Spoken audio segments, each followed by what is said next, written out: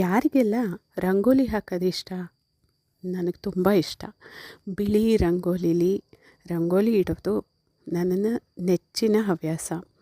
ಹಾಗೆ ತುಳಸಿ ಕಟ್ಟೆ ಮುಂದೆ ಹೊಸಲಿಗೆ ದಿನಾ ರಂಗೋಲಿ ಇಡೋದು, ದಿನ ಒಂದೊಂದು ಡಿಸೈನಲ್ಲಿ ರಂಗೋಲಿ ಇಡೋದು ತುಂಬ ಇಷ್ಟ.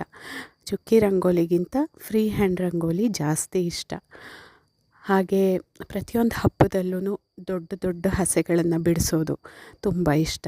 ಹಾಗೆ ಗೌರಿ ಗಣೇಶ ಕೂರಿಸಿದ್ರೆ ಅಥವಾ ಬೇರೆ ಯಾವುದೇ ದೇವರನ್ನ ಇಟ್ಟು ಪೂಜೆ ಮಾಡಿದಾಗ ಸತ್ಯನಾರಾಯಣ ಸ್ವಾಮಿ ಪೂಜೆ ಆಗಿರಬಹುದು, ಮಂಗಳಗೌರಿ ಆಗಿರ್ಬೋದು, ಯಾವುದೇ ಆ ಥರ ಒಂದು ಹಬ್ಬಗಳಲ್ಲಿ ದೇವ್ರ ಮುಂದೆ ರಂಗೋಲಿ ಹಾಕೋದು ಕೂಡ ತುಂಬ ಇಷ್ಟ.